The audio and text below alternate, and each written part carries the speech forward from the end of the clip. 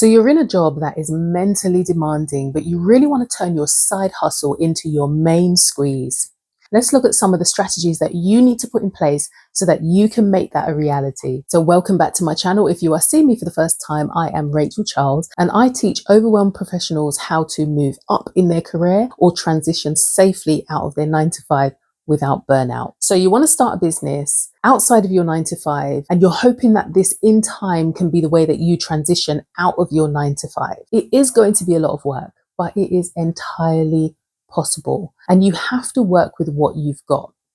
What do I mean by that? So many times when we're going to do something, we look at what everybody else has done before us. And that is really good because obviously you're going to get inspiration from other people. However, sometimes when we look at what someone's done and it's really worked for them, because they're so far ahead of us, we think that we have to do everything that they've done. And sometimes some of their techniques may not be what works for us. So there are some people who have transitioned safely from their 9 to 5 and have built a really great business on the side and have been able to transition into it. And they've done it by getting up at 4 or 5 in the morning, working on that business, and then going into their day job. Those people, gotta love them, they're early birds. And if you are not an early bird, that is not going to work for you. For other people, they have done the day job and then they come home in the evenings and then they get to work.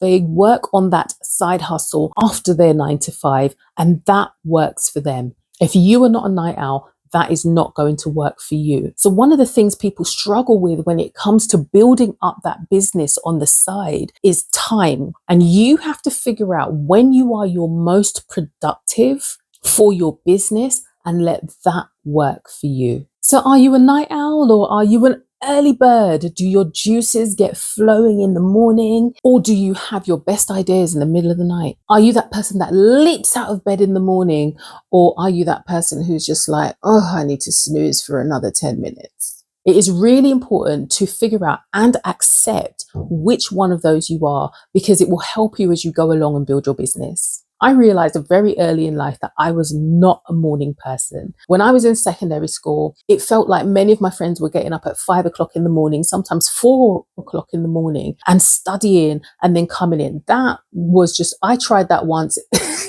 It was not for me. I set my alarm for 4 o'clock in the morning, got up, studied, and I was just cranky and a mess all day.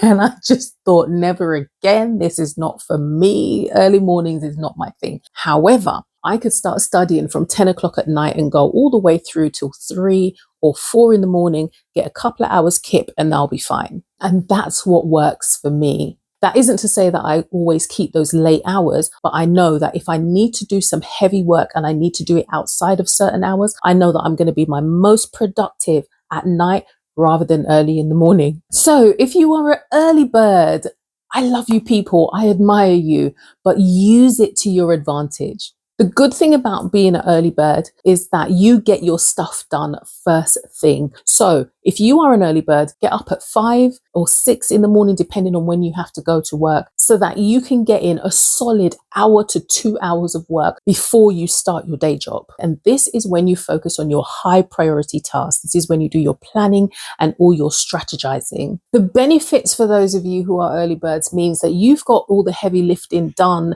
at the first part of the day, which means that towards the end of the day, you've got time to spend with your family, or you can do lighter tasks. When you've finished your day job, you can do the lighter tasks at the end of the day that aren't going to be too taxing before you have to go to sleep. And I really do say that I am a little bit envious of those early bird people, because it means that they get the bulk of everything done at the start of the day, and they start the day knowing that they've done important tasks, and it leaves them feeling productive first thing in the morning. And it can arguably lead to a better work-life balance, arguably. And for us night owls, WAW, work after work, our strategy is that we really have to be boundaried. I mean, you do have to be boundaried as an early bird as well, but when it comes to being a night owl, you can literally just keep going and going and going into the early hours of the morning, and it can start affecting your sleep and in turn your physical health. So the strategy that you would have to use as a night owl is to be really boundaried about when your work starts and when it ends. So an example of how you can make this work is You get up, you do whatever you need to do in the morning, and you go to your 9 to 5. You get home maybe about 6 o'clock, and you take that first hour to sort yourself out, have a shower, have something to eat, and decompress. And then you get to work, and you set your alarm for somewhere around 10 o'clock so that you can switch off. And that way you can have a good 3 hours of solid work and have a good night's sleep. One of the issues that night owls face is that our quality of sleep can be disrupted because, as I said, we can literally just keep going and going and going. And you will know if you're a night owl because that is the time when you have some of your best ideas. So use that time. During that period at night is the time when you do the heavy bulk of your work. That's when you do the planning and the strategizing, the content creation, and putting things in place. But you do have to make sure that you have a strict cutoff for sleep. But there are advantages of being a night owl, and those advantages are usually at the time when you are doing your best work, you have the quiet to get it done because everybody else might be asleep. That means no disturbances, no rushing, no thinking, oh, I need to get to work, no worrying about emails that may be coming in or people calling you before the start of the workday. You have your time to yourself with no disturbances, unless you choose to through social media. So be very boundaried about how you're working as a night owl. This is also the time when you have that boost of energy and you have that peak later on in the day. So make the best use of it because this is your productive time. So figure out which one you are. And if you've been forcing yourself to be either an early bird or a night owl and it's not working for you, accept which one you are and work with how your body works and how your productivity works.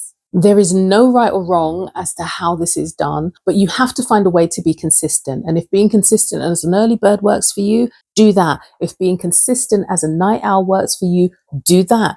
What you have to do is make sure that you are boundaried in how you work, whichever style works for you. So if those tips were useful for you, have a look at my previous video where I spoke about how to balance your 9 to 5 along with setting up a business, and you'll find some more tips in there.